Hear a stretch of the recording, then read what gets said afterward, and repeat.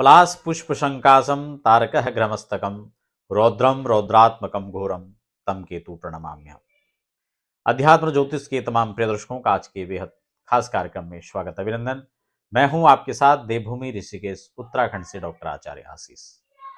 मघा नक्षत्र पर केतु का परिवर्तन होने जा रहा है और इसके किस प्रकार से आपके जीवन पर शुभाशुभ फल परिणाम देखने को मिलेंगे, इसी को लेकर हमारी आज की एक बेहद खास चर्चा रहने वाली है।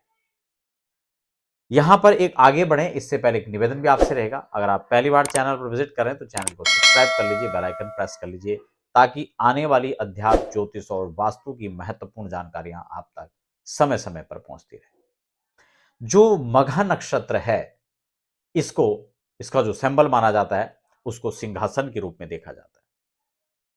मघा नक्षत्र को वहीं पितरों का नक्षत्र भी माना जाता है।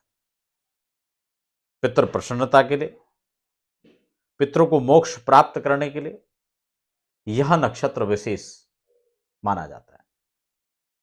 आज हम इस विशेष परिवर्तन पर बात करेंगे। आपके जन्म कुंडली में केतु किस भाव पर बैठे में किस प्रकार के परिणाम आपको दे रहे हैं, खासकर जिन लोगों के केतु की महादशा चल रही है या आने वाले समय में स्टार्ट होने वाली है, उन लोगों को खासकर क्या प्रभाव इसमें दिखाई दे सकते हैं, इसी पर बेहद खास चर्चा आज होने वाली है। सबसे पहले हम केतु का जब परिवर्तन मघा नक्षत्र होगा, केतु ग्रह को जहां एक उपद्रवकारी, एक प्रलयकारी, एक विशेष परिवर्तनकारी ग्रह के रूप में देखा जाता है, वहीं इस परिवर्तन को, इस नक्षत्र पर जाने पर इस ग्रह के जो योग हैं उसको अधिकार की लड़ाई भी कह सकते हैं। वो मोक्ष कारक ग्रह केतु, वह संन्यास की राह पर चलने वाला केतु आपको कैसे राज सिंहासन की सत्ता पर आपको आरूढ़ कर सकता है। आप नौकरी कर रहे हैं, व्यवसाय कर रहे हैं, आप राजनीति में हैं, कैसे आपको उच्चस्थ शिखर तक यह पहुंचा सकता है, यह केतु का परिवर्तन काल खासकर देखने लायक होगा।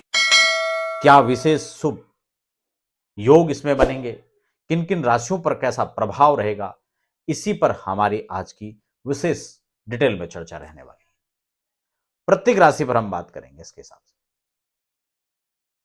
इसलिए यह महत्वपूर्ण है क्योंकि इस समय सूर्य स्वयं इस वर्ष के राजा होने वाले हैं।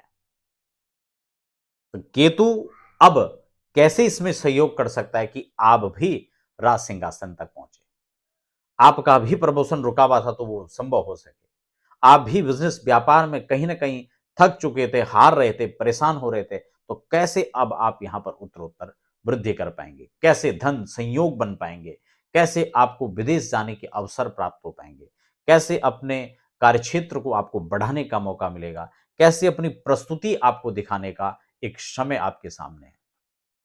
तो इसी पर हमारी बेहद खास यह चर्चा जारी रहेगी। 18 वर्षों के बाद यह राशियात्मक जो ग्रह है यह अपने नक्षत्र में आया है। बड़े लंबे अवधि के बाद जब इस नक्षत्र पर इनका संयोग हो रहा है, तब इसका परिणाम कैसे देखा जाएगा। यह वास्तव में राज सिंहासन की सत्ता पर आपको आरूढ़ करेगा या फिर कुछ और भी इसके रिजल्ट रह सकते हैं। इसको समझना बेहद आसान है, इसको स्टेप दर स्टेप समझेंगे। यह कैसे आपके जीवन में नया मोड़ लाएगा, कैसे इस विशेष परिस्थितियों में आपके लिए विशेष संयोग बनाने जा रहा है।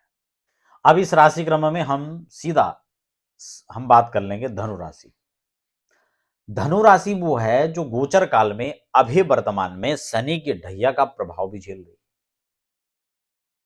कई प्रकार के अड़चने, परिश्रम, इससे भी जो है नाता जुड़ा हुआ है।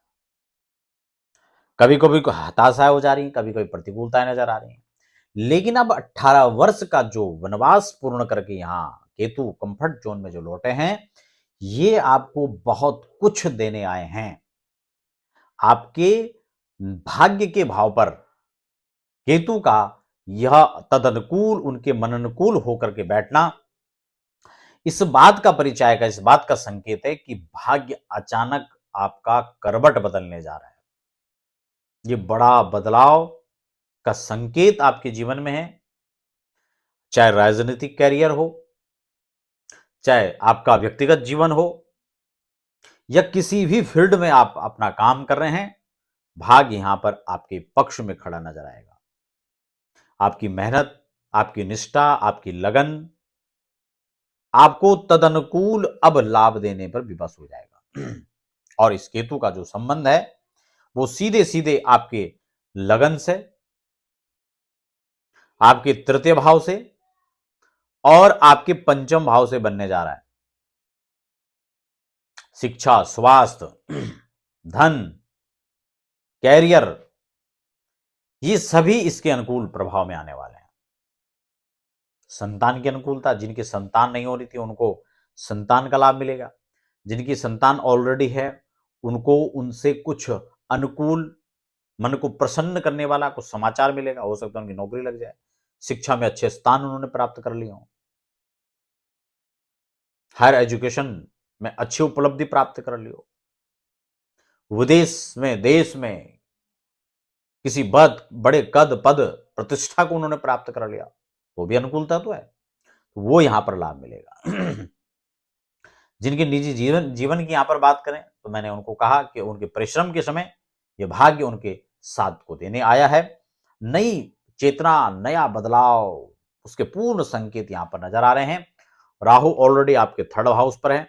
ये पराक्रम, पूर्ण प्रभाव, बलशाली, वैभवशाली, प्रभावशाली, ये आपको यहां पर बनाने वाले हैं। अनुकूल यहां पर आपको रिजल्ट देने वाले हैं। यहां पर इनकी मजबूती बढ़ जाती है। केतु यहां पर ऑलरेडी मजबूत हो चुके हैं, वो भी वहां पर जो है अनुकूलताओं में चल रहे हैं। तो ये परिस्थितियां सब बताती हैं कि ये प्रभावशाली ग्रह आपको भी प्रभावशाली बनाने वाले हैं, इसमें कोई दो राय नहीं है। देवगुरु की अनुकूलताओं को भी देखें तो वो भी फिलहाल आपके लगन पर दृष्टि रखे हुए हैं, आपके सप्तम भाव पर विराजित हैं, जब तक मिथुन राशि पर हैं। ट्रांसफर होकर के जब वो कर्क में चले जाएंगे तो आपके अष्टम भाव पर गोचर करेंगे। फिलहाल अगर सूर्य भी उच्च चुके हो रहे हो तो आपके पंचम भाव पर हो रहे हैं, शुक्र भी अनुकूल स्थिति में आएंगे। तो ये अप्रैल मई का जो कुल मिलाकर यह महीना है, ये सूर्य भी आपके उच्च होकर आपके पंचम भाव पर रहेंगे, तो ये बहुत आपको अच्छा लाभ देने वाला है। देवगुरु के साथ साथ अगर हम केतु को देखें तो केतु की लगन पर भी दृष्टि है। अगर किसी प्रकार के हेल्थ इश्यूज थे तो वो भी यहाँ पर आपको जो है अब उससे भी निदान मिलता हुआ नजर आ रहा है। एक उपाय मैं आपको साथ साथ बता देता हूँ, अब हर काम में आपको तरक्की और सफलता के लिए। मैंने पलाश पुष्प के कार्यक्रम की शुरुआत में चर्चा की थी। वही पलाश पुष्प आप उसको चिन्हित करके कुछ अच्छे पुष्पों को ला करके हार आप बना लीजिए और वो महादेव को आप अर्पण करें, क्योंकि महादेव से इसका विशेष संबंध है। और यह पलाश पुष्प का हार आपकी तो किसी भी फील्ड में हार नहीं होने देगी, आपकी जीत का प्रमाण ये होगा। आपके लिए शुभकामनाएं।